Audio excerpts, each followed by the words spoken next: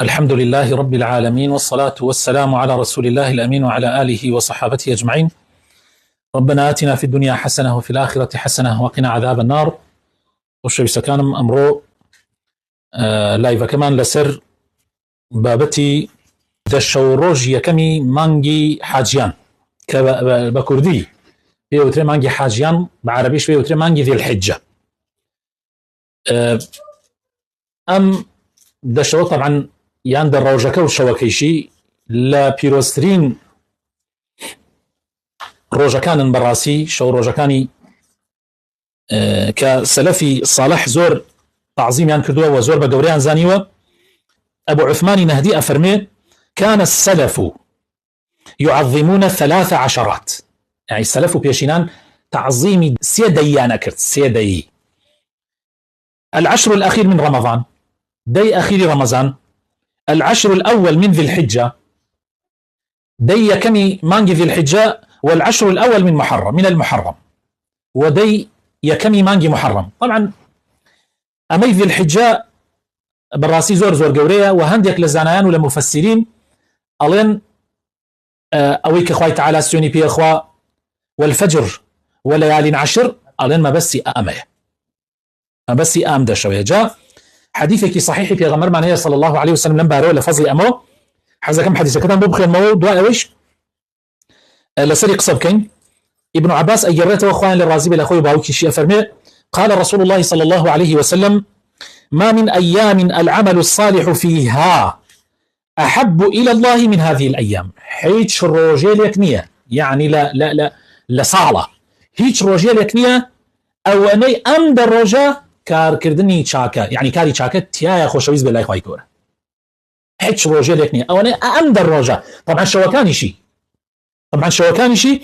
هيج روجو شوان يكنية أو أني أم ديا كار كردني تيا، يعني عمل كردن تيايا خوشويز بالله خواهي تعالى. الصحابة كانوا تيان أي في غمري إخوة حتى تنانا الجهاد، يعني حتى الجهاد طبعا جنات أنا زمان شنو أجركي قوري وتيان أي في غمري إخوة تنانا الجهاد يش لبينا أخوة، يعني أجركي عند قوري فرمي تنانا الجهاد لبينا أخوة أو مهميك لم ده شوا كاروكي، يعني لم ده الرجاء إلا كسيك إلا رجل خرج بنفسه درشو لمال بنفسي خوي وماله وبمالك شوا درشو لبينا أخوة بو جهاد فلم يرجع من ذلك بشيء، نقرأ نخوي ونمالي شيء أو كسيل يدركه، يعني كاركي زور قوري أجينا كار لم در روجا ولم در شوا لها مو كاتكاني تر زياتر خوش بيسا لاي خوي تعالى. وانا زور قوري يعني أنسي كري مالك أفرمي رزاي خوي اللي بيفرمي كان يقال في أيام العشر وتراوى درباري أيام العشر بكل يوم تو بس سيد بس بيو بقرن يعني سيد كان أجرك أي كان قوري بكل يوم 1000 يوم يشت روجة كي بقدر 1000 روجة سبحان الله. ويوم عرفة 10,000 يوم، والروجة عرفة بتنيا بقدر 10,000 روجة، يعني زور قوري أجرك. أما لا بعرف أصلك يو الأوزاعي والجراوة طبعا أوزاعي كقلب يا وقورة كان علماء السلف أنه قال بلغني بيم جيشتوا أوزاعي فرميتي بيم جيشتوا أن العمل في يوم من أيام العشر كار كردن كاري شاكا لم دروجا كقدر غزوة في سبيل الله، وهو غزايا يكت لبينا وخايا كردبين نق غزايا اعتيادي غزايك يصام نهارها غزايك الرجاقي بالرجو بيت ويحرس ليلها شوكشي حرسات بقري لبينا وخوا إلا أن يختص امرؤ بالشهادة ما قال كاسيك شهيد به أو جاية أو تايبته، يعني شهيدي بليكي جوازة ويخش بسكان براسي أمد شوروجا كالسبين ودسي فيها إن شاء الله تعالى. فرصتك زور قورية قال تعالى القرآن في روزا فرمي وسارعوا إلى مغفرة من ربكم وجنة عرضها السماوات والأرض. فرمي خيراي بكن بلبكن بوليا بردني خواي وبوبا هشتك فانتايا كي آسمانا كانوا زبيا، يعني بالراسي بلا كردن وخيراي كردن بو أمانة زور قورية باواز دا تمالي بيرين خود دنيا فرصتها، يعني خود زور جار إيما تمالي أمان قرية لزور بي إيشكان منا بلام أول بدين خمان ببارزين لتمالي على الأقل لو رجا فاضلانا للشوكاني ليلة القدر شون خمان من لە زۆر شت لە زۆر تەمەڵی پاراست و نەخەوتین با لەمەش هەوڵ بدەین بە قەدەری توانە لەم کاتانە ئینسان هەوڵ بدا زیاتر و زیاتر کۆشش بکات بۆ ئەوەی ئەجر و پاداشی زۆری دەستکەوێت. من ئێستا چەند خاڵێک باس دەکەم ئینشاءالله ئیسفادەی لێ دەکەین لە ماوەی ئەم دەڕۆژە وەکو هەندێک عیبادات ئەیخەمەوە بیری جەنابتان خۆ زۆرە عیبادات زۆرە بەڵام هەندێکی خەمە بیری جەنابتان ئەگەر جەنابتان لەگەڵ ما بن. بسم الله.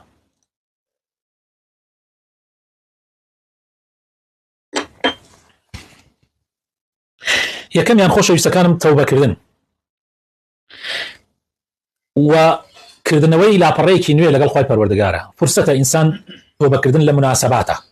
چونکە لەوانەیە لە مناسباتانە تۆبەیە بکەی خوای تەعالی هەموو گوناحەکان بسڕێت. بۆیە تەوبەیەکی تەواو هەرچی دا و نەخۆشی هەیە خۆشەویستەکانم هەمووی هۆکارەکەی گوناحە، نەخۆشی دەرونی ئەڵێم یعنی دڵ و هیچ جەستەیش، و دەواو شیفایشی استغفار و تەوبەکردنە. بەخوا دڵمان شیفا وەرناگرێ هەتا نەگەڕێنەوە لای خوای پەروەردگار. دڵ بە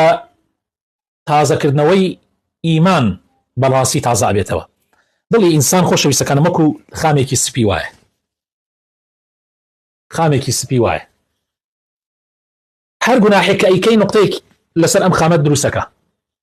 ئەگەر تۆبە نەکەی هەر ئەمێنێتەوە، ئەگەر تۆبە بکەی ئەی سڕێتەوە. دەی بە بەردەوامی تۆ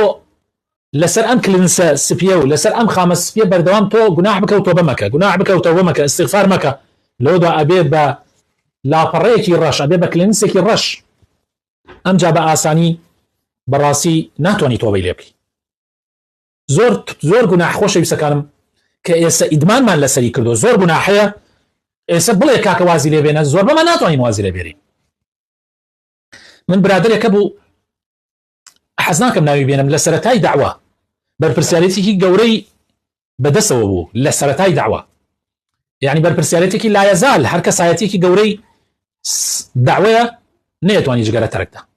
کاتێ پێمان ئەوت بۆ ناتوانی جگەرە تەرکدەی والله يعني پیاوێکی گەورە، يعني ئێستش لایەزال من بڵێم فڵانە کەس هەمووتان ئەوڵێن ئەشهەدو بالله نەیەتوانی، چونکە ئەگەر تۆ شتێک تەواو ڕۆیتە نایەوە دەی هەبە بەردەوامی ناتوانانی تەرکیکەی. ئەگەر چی خۆ جگەرە لە چاو گوناحیترا يعني ئەوە گەورە نییە، بەڵام خۆ ئینسان نابێ هەر بڵێ من والله مادام ئەم گوناحە بچووکە یان ئاساییە اعتیادی توقیچێکە با بەردەوام لەسەری ئەڵێ خلي الذنوب صغيرها وكبيرها، يعني واز گوناح بێرە گەورە و بچووکی و بەکەمی مەزانە گوناحی بچووک، چونکە ئین الجبال من الحصى، ئەو کێوە گەورانە کە ئیبینی والله هەمووی لە بەردی بچووک پێکاتوە. یەک دونکەش خاتەیەک چرخێک بزیسکەی چرخێک ئاگرێکی گەورە ئەکاتەوە کە ئەمریکا بەدەستەوە گیرەکە. هەمووی لەوانەیە لە ئاگرێکی بەسیط لەوانەیە جگەرەیەک فرە درابێ یەک ئاگرێکی گەورە دروستەکە، خۆشی ئاگرێکی بچووکە. ئینسان بەردەوامبوون لەسەر شتێک ئیدمانت بۆ دروستەکە، کە ئیدمانیشی تا دروستکردی بە ئاسانی ناتوانانی وازی لێ بێری. بۆیە تەوبە زۆر گرنگە. ئینسان مناسبات بکاتە فرسەت، ئینسان مناسبات بکاتە فرسەت. من ڕۆژێکیان عەرزم کردن وتم پیاوێک برادرێک هەر مصر بوو لەسەر ئەوەی کە باسەکەمان باسی جگەرە بێ، مصر بوو لەسەر ئەوەی کە ئینی ناکرد، وازی لێ ناهێنا. بەڕێزێک لەوێ بوتی من یەک خۆتەیەکت بۆ دانم زۆر بە ئاسانی تۆ وازی لێ هێنی. وتی چییە؟ وتی تۆ ڕۆژی چەندێکە جگەرە کێشی؟ وتی ڕۆژی 2 پاکت. وتی ڕۆژی 40 جگەرە کێشی، هەفتەی یەک جگەر واز لێ بێنە لەبەر خاتری خوای پەروەردگار. ناتوانی وتی بەڵێ والله هەفتە زۆر بەسیتە یەک جگەر. وتی هەفتەی یەک جگەرە، هەفتەی یەکەم بیکە بە 39، هەفتەی دووەم بیکە بە 38، دەی ئاوا بڕۆ بە کەمتر لە ساڵێک تۆ جگەرە ناخوێ. بەس سەر بڵێ بە یەک جیاواز لە 2 پاکەت جگەرە بێنە زۆر زەحمەتە وازی لێ بێنی. بۆیە تەوبەکردن زۆر گرنگە خۆشەویستەکان. خاڵی دووەم ڕۆژوو لە ئەحادیث هاتووە کە لە یەکێ لە خێزانەکانی پێغەمبەر صلی الله عليه وسلم کەوا پێغەمبەری خوا نۆی ذی الحجە یعنی نۆمینەی حاجیانی گرتووە و ڕۆژی عاشورای گرتووە و 3 ڕۆژ لە گشتمانیەکە. طبعا هەندێک ئەڵێن ئەمە لەوانەیە 9 ذی الحجە یعنی بەس ڕۆژی نۆیان بێ، بەڵام احتیمالی هەیە حەدیثەکەیش بە 9 ڕۆژەکەش بێت. و چی عملێکەیە ئەوەنەی ڕۆژوو عملێکی گەورە بێ. بۆیە یەکەم شتێ با بیکەین لەم مانگە حتى بۆ لەم دەڕۆژە حتا بۆ مانەکرێ ڕۆژەکانی بەڕۆژوو بین چەندێ پێمانەکرێ لە حەدیث هاتووە پێغەمبەری خوا فەرمێ صلی الله عليه وسلم هەر کەس یەک ڕۆژ لە پێناوی خوایە بە ڕۆژ بێ یەک ڕۆژ 7 پاییز لە ئاگری جەهەنەم دوورەکرێتەوە یەک ڕۆژ دەبیری لێ بکەرەوە چەند گەورەیە و ڕۆژی نۆیەم بە تایبەتی يعني ئەوە ڕۆژێکە قەت لە دەستی خۆتانی دەرمەکەن چونکە پێغەمبەری خوا فەرمێ صلی الله عليه وسلم دەربارەی ڕۆژی عەرەفە ئەفەرمێ يكفر السنة الماضية والباقية 2 ساڵ گوناه حسرێتەوە ساڵێ پێش و ساڵێ دواتر يعني ما نعمتێکە بەڕاستی و ڕۆژی عەرەفەش طبعا ئینسان ڕۆژی دوعاکردنە دوعای ڕۆژی عەرەفە تایبەتە جا ئەگەر ئینسان بە ڕۆژوو بێت طبعا 2 قات دوعاکە ئینشاء الله وەرگیراوە سێم سەدەقەکردن برایە سەدەقە بورهانە سەدەقە بەڵگەی ئیمانە بەڵگەیە بەدەستەوە تۆ چۆن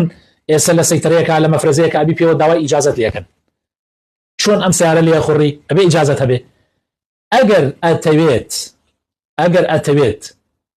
بەڵگەت بەدەستەوە بێ سەدەقە بکە سەدەقەش خۆمەرج نییە تۆ سەدەقەی گەورە بکەی بەپێ ئیمکانیاتی خۆت ئەگەر شتێکی کەم بێت یا شتێکی زۆر بێت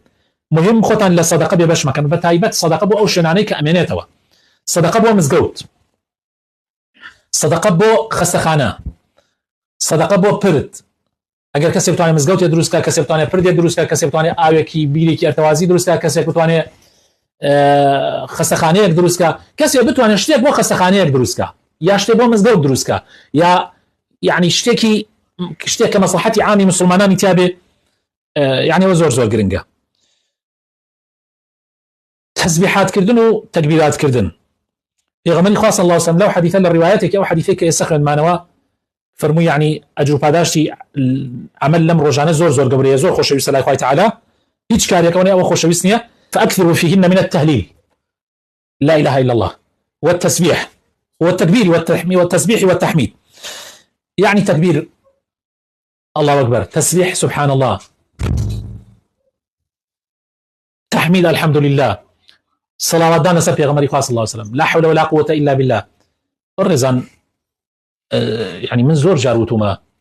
باور بكن ذكر شفاي زورك لدردو هنا كاني إما كيشكال معنوية كم ذكركين وبتايبت هني الذكر هي بو هندي مناسبات زور قرنجة بو نمونا يعني استغفر الله بو بالرزقي بو كم رزقي زور مهمة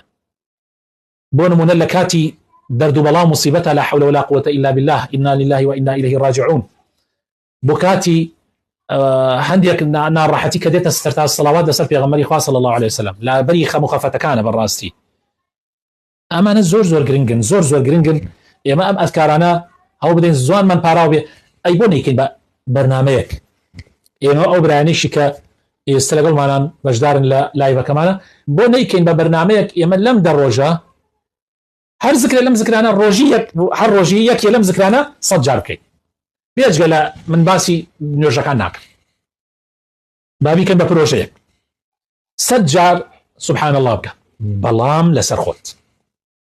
بلام ببير كذنوا نك سبحان امسو سوا من حيش قناعات بيني لما زقوت اخر كيكا سبحان انا زي شي يجي الحمد ما ذكرنيه صد جار بلي سبحان الله بيلي ليك سبحان الله اكو بيقردي بوخوا صد جار بلي الحمد لله سباس وستايشي خوا كم لسر حر نعمتك في بخشيو هر اول شايستي اويا كم سباسك الله اكبر خدا قورترينا لحمو قورتره لا اله الا الله هيش كس شايستي فرستني الا الله نبي لا حول ولا قوة الا بالله بتايبت بيانيان دوين وجي بياني ايوارانيش دوين وجي عسر لا حول ولا قوة الا بالله اي خم خورك اي اواني نخوشيتانه اي اواني كيشتانه اي اوانا يعني دوين وجي بيانيان ودوين وجي عسر زور قرنقه لا حول ولا قوة الا بالله صد جار زور قرنقه والصلوات لسر پیغمبری خوا صلی الله عليه وسلم صد جار امانه زور قرنقه ان شاء الله استغفر الله صد جار امانه زور مهمه ام ذكرانا واذكروا الله ذكرا كثيرا وسبحوه بكرة واصيلا دعاء برزن گشتێکی لە ئێمە سەیرەکەی دائیمەن کێشەی خۆمانەوەینە لای خەڵک کێشەکانی خۆمان لای خەڵک باسەکەین زۆر جار من ئەڵێم ئیسان لە سەلەف ئەزان چیان کردووە کێشەی خۆیانە لای خەڵک باس نەکردووە هەندێک لە سەلەف کێشەی خۆیانە لای خەڵک باس نەکردووە حتا بیستوتانە ئەڵێ یەکێک لە پیاوچاکان هەبووە چەند ساڵ چاوێکی نەیبینیە بۆ ماڵ و مناڵ باسی نەکردووە پێیان نەزانیوە چەند ساڵ چەند گرنگە تۆ کێشەکانت مەشاکلەکانت هەوڵ بدەی لەگەڵ خوایە تاوتوی بکەی لەگەڵ خوایە باسی بکەی کوڕێکت خراپە بڵێ خوایە فڵانە کەسی کوڕم یا ڕەبی دەمە دەستی تۆ یا ڕەبی خوایە ساڵحیکەی یا ڕەبی خەم و خەفەتی گلی بکە باسکە هاوەی سە بۆ من باسیەکەی هەنجار جار دەی لای من باسیەکەی ئەڵێ مەسەن بۆ منە کوڕەکەم وایە ئەڵێ مەسەن ژنەکەم ئاوایە ئەڵێ مەسەن خۆم بۆ خۆم بەیانیان ئەڵەسم پشتم ڕق بووە ئەژنۆم باش نییە فەقراتم هەیە مشکلەم هەیە کێشەم هەیە نازانم چی ئەو دەردە دڵێ لای دکتۆرێ باسیەکەی وا لای خوا باسیکە یعنی بڕێ دەردە دڵەکانتان لەگەڵ خوایە بکەن زۆر گرنگە ئێمە ئەوە ئیتر لەگەڵ یا دوعا بکە لەگەڵ یا دوعا بکە واللهی مرتاحە بی واللهی ئیسراحەتەکەی برا سیرکە هەرچی پێغەمبەران هەیە سیرکە لە قورئانە هەرێکە دوعایەکی پێوە تۆمار کراوە يعني هل باس إبراهيم كاو يكسر دعايك باس آدم دعاية طبعا إبراهيم دعانية إبراهيم ديها دعاية إلى القرآن باس نوح دعاية باس يونس دعاية دعاك يونس لا إله إلا أنت سبحانك إني كنت من الظالمين هل كسي في أخوة تعالى فرموا أي نجاة دعوا دعاية هل كسي بي كان نجاة يبيه وكذلك ننجي المؤمنين دعاي سيرقي مثلا سليمان تصورك سليمان دعاء كي يصير يصبر تماشايك دعاء سليمان تيلي الله اخويا ممكن كمبيوتر ما كسيت الندابه يعني حتى دواي ملك بق عيبني خد دواي ملكي ممكن كمبيوتر ما كسنا الدابه يعني دعاء ويكدو مره تماشا يعقوب تماشا يوسفك يوسف عليتي توفني مسلما والحقني بالصالحين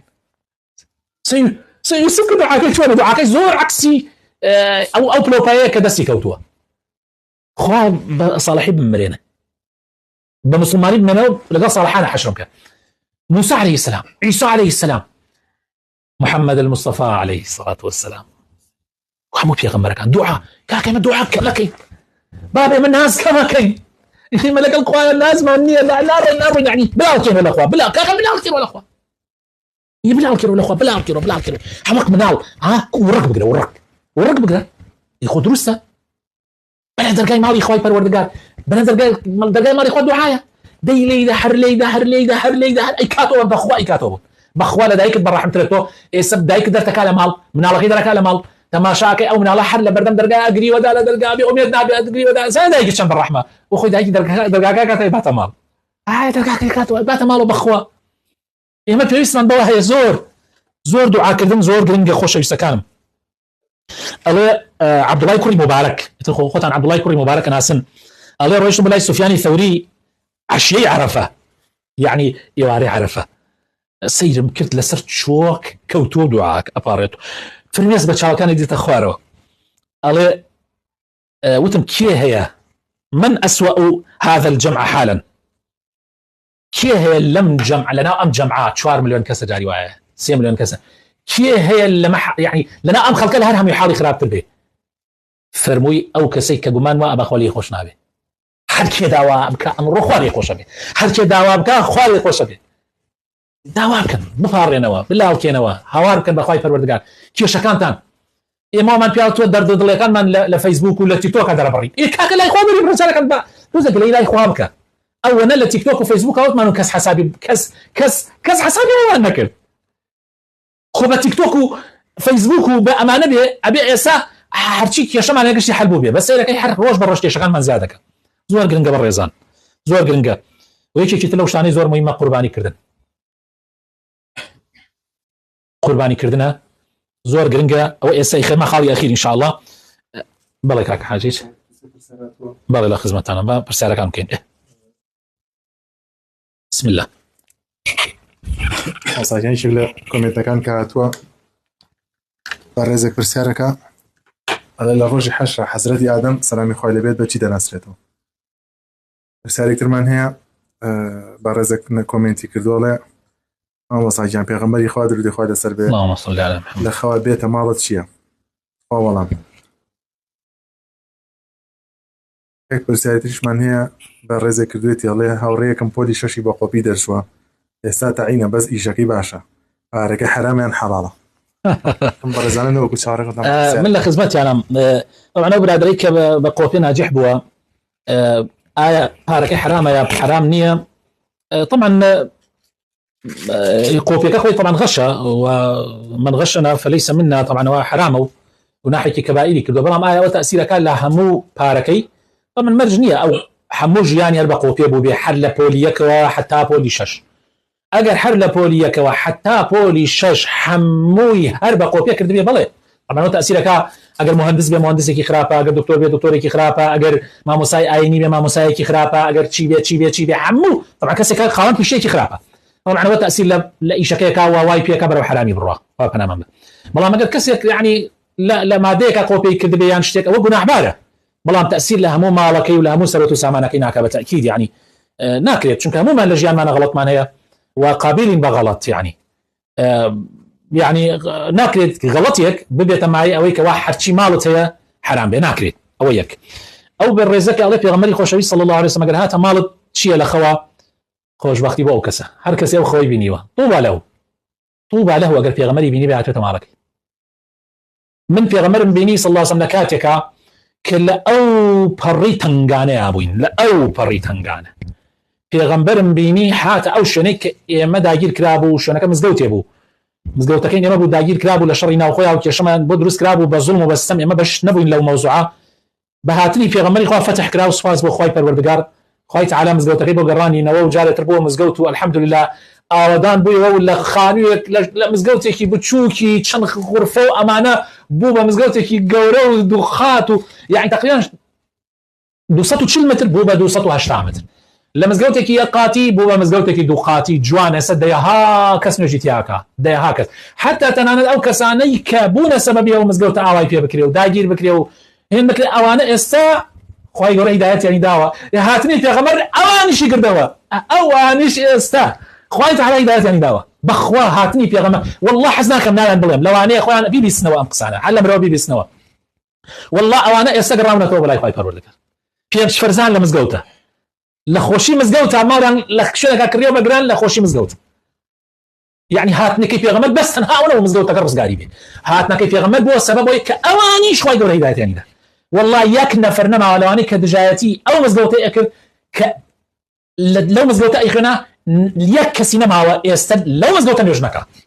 ولا ریزی بەردەمە منافەسەی ریزی بەردەمێنە والله حەز ناکەم ناوەکان بڵێم ئەوانە خۆیان نەزانن باسی کێکم ئەوەیشی کە گوێی لە قسەکانی نازانێ باسی کێکە بۆیە هەر کەسێک پێغەمبەر ببینێ لەخەوا ئەوە ئیتر مژدەیەکی زۆر گەورەیە بە تایبەت ئەگەر بێتە ماڵیش ئەوە ئیتر زۆر نیعمەتە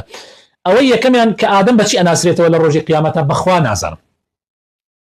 ئادەم بەچی ئەناسرێتەوە نازانم مەبەستەکەی چییە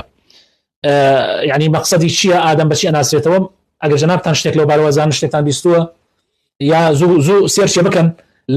لە گۆگڵ ئەمانە بزان ئادەم بەچی ئەناسرێتەوە بۆ وەڵامی ئەو بەڕێزە بینەوە مەمنونتانە بم تەمەنم 25 ساڵە هەتا ئێستا داخوازی نەهاتیە نوێژی شەکەم تەمەنی 25 ساڵە ئێستا داخوازی نەهاتوە نوێژی شەکەم ئێمە لەم شەوە مبارەکە کە شەوی یەکەم شەوی مانگی ذی الحجەیە و یەکەم شەوی ئەو دەشەوە مبارەکەیە داوا ئەکەین لە خوای پەروەردگار بە زووترین کات ئەو خەمەت بڕوێنێتەوە و هاوسەری حەڵاڵت بەنسیب بکە داوا ئەکەین ئەگەر کێشەیەک هەبوو بێ خوای تەعالی کێشەکان لادا داوا ئەکەین هەر گەنجێک هەر کەسێک لە کچان و لە کوڕان یعنی کە حەز لە ژیانی هاوسەرگیریەکەن خوای تەعالی بۆیان ئاسان بکە من ئەڵێم ئومێد دەکەم ئینشاءالله 25 زۆر نییە ئەگەر چی بۆ کچ زۆرە یعنی بۆ کچ زۆرە بۆ کوڕیش یعنی حەزەکەم من قەناعەتم وایە کە ئێمە پێش من گوێم لە مامۆستایەکی بەڕێز بوو دوێنێ قسەی زۆر جوانی کرد ئەیوت هەتاوەکو 20 ساڵە 25 بەخوا بزانم وت یا 20 و 25 وتی حاڵەتێکی طبیعی لە ئینسانە ئەمێنێ بۆ مەسەلەی زەواج لە دوای 25 ئیتر بۆ خۆی بەشەر لەخۆوە گۆڕێ یعنی بڕێ شتێ گۆڕێ بۆیە من ئەڵێم يعني بأمید مەبە ئینشاءالله خوای گەورە ڕەحمەت فێکە لەوانەیە هۆکاریش احتیمالێ بڕێ هۆکاریشی بۆ خۆت بگەڕێتەوە من بەڕێزێک خەڵکێکی زۆر ئەناسم بەس یەکێک لەوانە گلەیە کە دایما لە قسمەتی خۆی وت قسمەتم هەڵناسێ هەر کاتێم طبعا من یەکێکم ئەبرد بۆ داوای هەر جاری عزرێکی لێ دۆزیەوە جارێک وەبیرم تێ جارێ وت لوتی قەویە ئەوید ئەم پیاوە لوتی قەویە، جارێک ئەوید ئەمە نازانم خشی بەخوا هەندێکی ماش و برنج بووە، جارێک ئەوید ئەمە وا، جارێک ئەوید ئیتر وای پێهات لە ئەخیرا پێم وتم ئەگەر شوونەکەی تر مش کەس بنایرم، کەسی خۆم بوو یعنی الحمدلله لە ئەخیرا خۆی هاتە سەرین و ئەیاوی قسمەت مەڵاسێ بەس لە ئەخیرا کە خۆی قەناعەتی کرد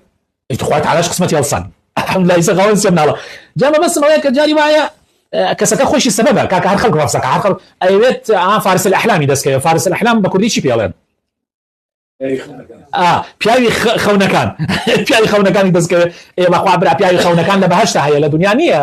ئینشاءالله لە بەهەشتا مێردەکەت بۆ بێتە پیاوی خەونەکان، بەڵام لە دنیا ڕازی بەبەوەی کە خوای تعالی کەسێک دینی باش و ئەخلاقی چاک بێ و بەرجیش نییە لە سەد تا سەد بێ تەواوی تر ڕازی بە. وطبعا کوڕانیش بە هەمان شێوە بەڕێزان، کوڕانیش من بەڵگەم هەیە برادرێک لەوانەیە ئێستاویش خۆشی لەسەر خەت بێ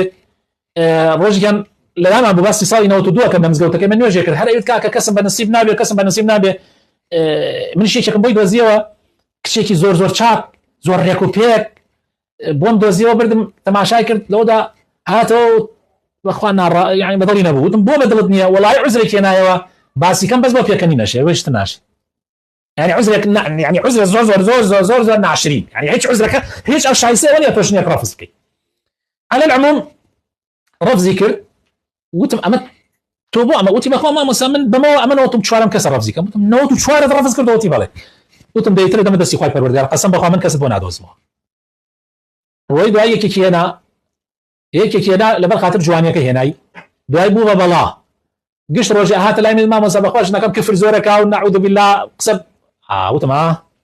خوارد شاكاكان هەڵ نەبژار ئیماندارەکان لەبەر وەڵا چاوی وایە و نامچی وایە و چی وایە و چی وایە ڕۆی بەدوای کەسێک ئەگەر ڕایدینی نەبێ بەس جوانی هەبێ بۆ خۆی ئاوا توش بووی دوای ئەو تا بیخۆ دوای تەلاقیدا بە مناڵێکەوە ئەمجار ڕۆیش بۆ ئەوروپا ڕۆیش لە ئەوروپا کاکە ژنێنا بگرە و بەردەم مەشاکل هاتۆ بڕایی تر یعنی بەسمێکی زۆر دەردێکی زۆری بەسەر هات خۆی گەرەی دایەتی بدا ومێ دەکەم دەرسی وەرگرت بێت دەست خۆش بێ بس زواج لسرم قرص زور زور شكارك باشا ترى سرم أسهل وتني أستغفر الله أم ذكر زور زور بك إيواران وبيانيان دوين وجي بياني إيواران يشبيش نيجي مغرب صدجر ولا حول ولا قوة إلا بالله بإذن إخوات دواي دومان بلان بردوان بأستغفر الله زور زور بك جماري دانانم وأو ذكرانيش أو دو ذكريش أو دو شونيش كذبتم بلا حول ولا قوة دواي دومان بإذن إخوات بردقال خوي دورا أسانيك على سر إن شاء الله بلام دوای وعد بدەتر تەواو مەزبوط بی لەسەر ذکرەکانەکە خوای گەورە دەروی بۆ کردیتەوە ئینشاءالله کەس ماوە یا بڕۆینە سەر قوربانی باوکە ئادەم بەچی ناسرایانە دۆزیەوە کاگازان ئەڵێ غەیبیاتە و یەکەم کەس شەفاعەتەکە بەواخی ناسێتەوە تقریبا ئەموریکی غەیبیە بۆیە مەسەلەیەکی پەنهانیە من خۆشم ئەمتوانی بڵێم مەسەلەیەکی پەنهانیە بەس وتم نەوەک شتێ بێ من نەمبیستوێ خۆی شتێکی غەیبیە خوانەوێ کەس نایزانێ بەڵام ظاهر یەکەم کەسیش کە خەڵق ئەوە بۆ لای شەفاعەت بکە ئادەمە عەلەیهی السەلام زۆر جوانە ئەو یەکەم کەسە یعنی کە خەڵک ئەچێ بۆ لای چونکە باوکی بەشەریەتە ئەبول بەشەریەتە یعنی داوای دوعاتی دەکەن يا الله يا رب العالمين خواه بۆ خاتر ناوە جوانەکانی خۆت بۆ خاتر ئیسمی عەظەمی خۆت لەم شەوە مبارەکە کە دانیشتوین لەم جەمع مبارەکە کە مەجلیسی ذکرە دانیشتوین یا ربی خواه بۆ خاتر ناوە جوانەکانی خۆت بۆ خاتر ئیسمی عەظەمی خۆت ڕەحم بەو قوتابیانەمان بکەی کە هەن لە کاتی تاقیکردنەوە هەن لە کاتی امتحاناتە یا ربی خواه بانیان لەسەر سووک بکەی یا رب العالمين يا الله ئێستا دێنە سەر حەج طبعا وتمان حەج وتمان ئەمەیەکێکە لەو شتانەی کە هینەکەین طبعا لەم حەجەکەوێتە ئەم مانگە و گەورەترین ئەرکانەکانی حەجیش ئەکەوێتە ڕۆژی نۆیەم کە عەرەفەیە طبعا حاج پێغەمبەری خوا فەرمێ صلی الله عليه وسلم هەر کەسێ حەجێکی مەبرور بکە حەجێک کە بە پارەی حەڵال کردوێتی بە شێوەیەکی جوان بیکە تۆبەیەکی باشی لەسەر بکە پاداشتی نییە ئیلا بەهەشت نەبێ پاداشتی نییە ئیلا بەهەشت نەبێ لە حەدیثێکی ترا پێغەمبەر فەرمێ صلی الله عليه وسلم هەر کەسێ حەجێکی جوان بکە لە حەجەکەی گوناح نەکا قسەی غەڵەت نەکا کردارێکی غەڵەت نەکا ئەگەڕێتەوە وەکو ئەو ڕۆژێک کە لەدایک بووە یعنی بێگوناح بێتەوە بەڕاستی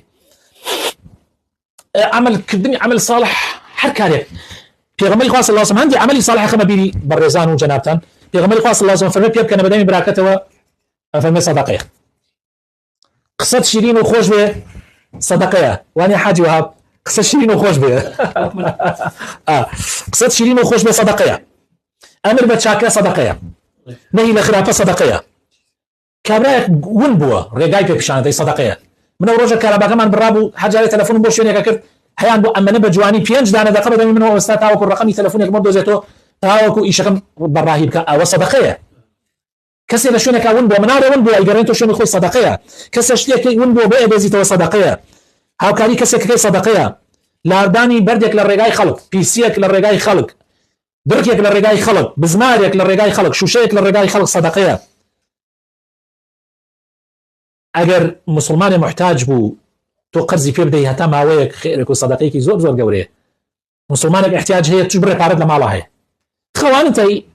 هیچ شتێکی پێ ناکەی لە ماڵە دادناوە مسلمانێکیش حاڵەتێکی زۆر ئینی بەس ئەیدەی پێ بە قەرز واللهی سەدەقەیە وەک ئەوە بەخێر دایێت پێی زۆر گەورەیە بابێنە سەر قوربانی طبعا بەڕێزان یەکێکە لە خێرە گەورەکان زیندووکردنەوەی سنەتی کێیە سنەتی هەردوو خەلیلی خوا ئیبراهیم و محەممەد المستەفا صلی الله عليه وسلم زیندووکردنەوەی سنەتی ئەوانە بۆیە ئەم سنەتە ئەگەر ئیمکانیت هەبوو کاک دڵشاد دکتۆر دڵشاد قسەی جوانی کردوتی هەندێک لە عولەما ئەڵێن واجبە بەڵێ واجبە لەلای ئیمامی ئەبوو حەنیفە لەلای ئیمامی شافعی کەسێک ئەگەر هەیبێت سنەتێکی زۆر زۆر مؤکدەیە و هیچ نەبێ لە ژیان تا جارێک هەر پێویستە بیتی و ئەگەر بیشکری هەموو ساڵی ئیمکانیاتت هەبێ بیکە دڵی ماڵ و مناڵت خۆشکە ئەزانی چەند مناڵەکانت دڵیان خۆشە بێ کاتێت و خێر یعنی ئیسەشە مناڵەکانی ئێمە باوەڕ بکە چاوەڕوانەکان تا قوربانی بێتەوە باوەکەی ئینشاءالله بە ئیزنی خوا ئینتێ قوربینەکە سەر کۆ ئەبنەوە لە بەوی ئەوە خۆش یعنی حاڵەتێکی زۆر زۆر خۆشە یعنی شتێکی زۆر زۆر خۆشە کاتێت و ئەو شعیرە گەورەیە ئەنجامە دەی و دڵی مناڵەکانت خۆشەکەی و دڵی کەس و کارت خۆشەکەی میوانەکانت کە دێن تۆ یعنی لەو گۆشتانە پێدەی هەم گۆشتەکە خواردنی خێرە و هەم عینەکەشی خێرە بۆیە قوربانی زۆر گرنگە زۆر پێویستە فەزلی زۆر گەورەیە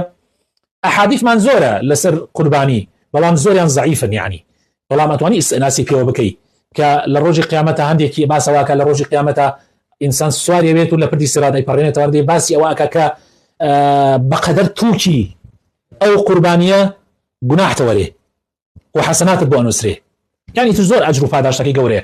ئەوەی کەم زۆر گرنگە خوای تعالی لە قورئانی پیرۆز ئەمر بە پێغەمبەرەکە فەرمێ فەصلی لربک وانحر یعنی نحر لەیرە یعنی مەبەستیەوەیە کە قوربانی بکەیت و ئەمجا خۆشەویستەکانم ئەمجا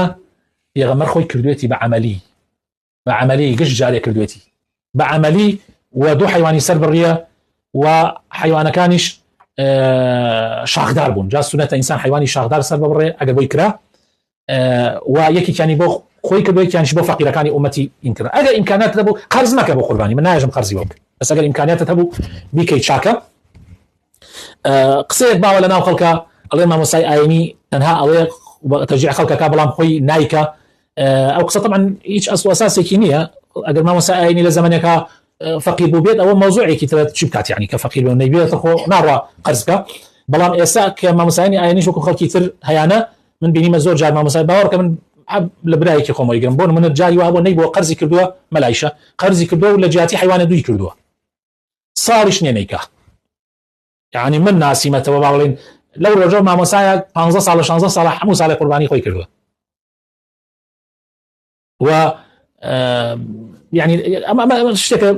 زۆر جار شەیتان بۆ هەندێک کەس ئەوە کاتە بیان و بۆ هەم بۆ پێ بکەنێ و گاڵتە بکات و ئستهزا بکە و هەم بۆ ئەوەیشی کە و بیکاتە عوزری بێژە مامۆسا خۆیان نایکەن بەڵام من داواکەم لە مامۆسایانی ئاینی ئیمکانیاتیان هەیە قوربانی بکەن ئەگەر بۆیان نەکرێ قوربانی لە چی ئاکرێت لە بزن ئاکرێ لە مانگای ئاکرێ لە حوشترا ئاکرێ طبعا مانگا گانێشیشی لەگەڵایە مەڕ 6 مانگ بەسەرەوە بێ ئەکرێت ئەگەر باش بێ و مەزبوط بێ بزن ساڵ بەسەرەوە بێ ئەکرێت طبعا لە مەذهب ئیمامی شافعی مەڕ ساڵێ بەسەرەوە بێ بزن 2 ساڵ بەسەرەوە بێ من ئەوەی کە باسەکەم خەفیفترین ڕەئیە لە مەوزوعەکە بۆیە ئەمەم بۆتان باس کرد مەبەستەکەم ئەوەیە کە بۆی لای کەمەکەی ئەمەیە بۆ مانگا 2 ساڵی بەسەرەوە بێ بۆ حشتریش ئەوە ئەبێ زۆرتر بێت ئەبێ ئەو حیوانانەشی کە ئەکرێ بێ ساغ و سەلیم بێت یعنی حیوانێک بێت کوێر نەبێت ینی هەتا یەک چاویشی شەل نەبێت لەڕ نەبێت نەخۆش نەبێت پیر نەبێت ئەمانە هەمووی ئینە مواصفاتەکان یەکە تۆزێک کلێک لە گوێیە هەبوو یان لە کلیکیایان ئەمانە تەسیر زۆر ناکە بەس ئەو چوارەی کە باسم بۆتان کرد ئەوانە ئەسڵن ئەگەر ئەوانە ئەو خەلەلانە هەبێ ئەوە نابێت ئەو قوربانی ئینسان ئەتوانێت حیوانێک بکات بۆ خۆی و ماڵ و مناڵی ڕئیسی عائیلە ئەتوانێت حیوانێک بکات بۆ خۆی و ماڵ و مناڵی حوت کەس ئەتوانن لە مانگایەکە بەشدار بن هەرێکی خۆی و ماڵ و مناڵی لە حشتری شارەوە بەڵێ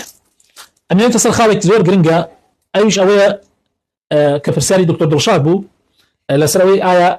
ئەو کەسەی قوربانیەکە ضرورە لە تووشی گیانی و لە نینۆکی نەگرێ. حديثێکمان هەیە أم سلمة إجارة فرمي في غمري خاص الله وسلم فرمي إذا رأيتم هلال ذي الحجة وأراد أحدكم أن يضحي فليمسك عن شعره وأظافره يا وأظفاره. أم حديثة خوش يسكانم زانيان بوچون يعني بو أم حديثة بچن شيويكا بعد ثاني بكم مذهبي إمام أحمد عليه واجبة بلا نايكا تشرط يعني قال كسي قرباني كردو أمانشي لتوكي يعني ولاني نوكي شجر قربانك دروسه والله ما واجبة أجر يعني وكو أجر عذرة نبيت بناء باري لو كان النبي إمام الشافعي على سنتك مؤكدة أو سنتك مؤكدة كإنسان لا توشي جاني نجري لا نوتشي نجري بويا أجر كسويسي قرباني بكهر لا أمشوا با توشي جاني أمانة إن كاتوي كخوي أيوه. إمام مالك وإمام أبو حنيفة على سنة هنية الناس سنة والنفرز ونهيج حتى أنا كان عليهم كراهته أنا العلماء عليها مكروهة بيكي مكروهة لأني نوك نجري ولا جان نجري أوان رأيان شيء بوشين خلافه هي شونك أوان عليهم كاك أما تنهبوا حاجية لا أم سلمش ذات الكس شيء باس نكردوها لا يرشم بس بحاجية حاجية كأجر قربانية هدية كيها بيبيكا بفي رأي أوان حسنتني بلكو هاوتم هندي العلماء أصلا مكروهة اصلا مكروه نينوك النقل ولا مو يجري يعني توني نوك بقري معنا السنه كان هاي كي لبر ولا من قرباني ما جاء قربانك الى قين الخطو حاجيني وهي مكروهه نيكي على العموم ما خلاف بين علماء او يمزاتر لمن بسند رايك امام الشافعي بالرحمه به سنته انسان قربو يقرا او سنته جبجب ان شاء الله اجوب هذا شيء دسكه بوشي نكره او يج جناحك لسرنيو بتايبد اوانك عذر يعني هي كابرا لدزغايك الا بالريشي بتاعشي تشارينيه كابرا لشونك حند شوني تايبته كابرا لمطعمه الا بين نوكي بقري يعني الا يعني عندي شون والله اعلم مسلك فرقك واقريت او كسان ان شاء الله يشعر زريج جناحي كان لسرنيه وتاثير لقرباني كان ناكت جرينج او ام خلاص وجرينج قشطان بزان تاثير لقرباني ناكت اجر تعرفت بامكانيات تتبع بفي مذهب امام ابو حنيفه واجبه لا إمام الشافعي على سنتك مؤكدة يعني قلنا يكي مكروه نيكي ما دا إمكانيات هي ما قلنا تبي نل واجبك لسلامنا سنة مؤكدة كشخص بله أجل جنابتم يا كسي برسالي كي نكردوا سيرمانيا بله مامسي سيرمانيا مية طبعا جناب اشتانش برسالك تاني لما بتو خواهي قولي لقنا أحمد خوش بك وتعيبا لايبا كمان دينين داوا كارين خوي تعالى بخاطر ناوجوانا كان يخوي بخاطر اسم عظمي خوي رحمن بيبكا الحمد لله بدعاء كان بها اموان ان شاء الله الحمد لله والصلاه والسلام على رسول الله وعلى اله وصحابته ومن والاه ربنا آتنا في الدنيا حسنة وفي الآخرة حسنة وقنا عذاب النار ربنا إننا ظلمنا أنفسنا وإن لم تغفر لنا وترحمنا لنكونن من الخاسرين اللهم ربنا هب لنا من أزواجنا وذرياتنا قرة أعين واجعلنا للمتقين إماما ربنا اصرف عنا عذاب جهنم إن عذابها كان غرامة إنها ساءت مستقرا ومقاما اللهم يا ربنا نسألك حبك وحب من يحبك وحب عمل صالح يقربنا إليك اللهم اغفر لنا ولوالدينا وللمؤمنين يوم يقوم الحساب ربنا اغفر لنا ولإخواننا الذين سبقونا بالإيمان ولا تجعل في قلوبنا غلا للذين آمنوا ربنا إنك رؤوف رحيم يا ربي خويا بخاتنا وجوانا كان يخوض رحمن بيبكي هداية من بدي رحم بمردو كان من بكي شفاء نخوش كان من بدي يا رب العالمين اللهم يا ربي خويا هر مسلمانك كي شكي بو چارە سەر بكي يا ربي خويا اوي قرزارة كاني بو آسان بكي اوي ندار ورزقي كرتا يا ربي خويا بو آسان بكي تو إيشي باش بنصيبي بكي اوي كحزل جياني هاو سريعك خويا بو آسان بكي يا ربي خويا كار بدساني أمولات إيما صالح بكي يا ربي خويا وان بيبكي خمي أم ملة بخون يا ربي خويا هر كار بدستيك خمي ملتي خوي ناخواو مالو منالو عائلة وبنا مالي خوي أدا بسر أم ملتا خويا لكل ماني كيتوا يا ربي خويا واي في بكي بدردي خويا ومشغولي كي يا ربي خويا الرحمة مسلماناني غزبك يا ربي خويا أو بارا قرسان لسرلابة يا ربي خويا باري قرسان لسرلابة يا ربي خويا أمد شوا أمد الروجة بكي رحمة وخير وبركة بسريانا يا ربي خواه خير وبركتي خود برجني بسريانا يا ربي باري قرسيان لسرلابي يا رب العالمين يا ربي خواه وقاتنا وجوانا كان يخود أم جمع من بردوام كي أم مجلسان من بردوام كي يا ربي خواه لمن رازي ببي يا ربي خواه مالو من المان صالح بكي يا ربي خواه رحمة دايك وباوك وبراو خشكو كسكار من بكي يا رب العالمين آمين آمين. سبحان ربك رب العزة عما يصفون وسلام على المرسلين والحمد لله رب العالمين.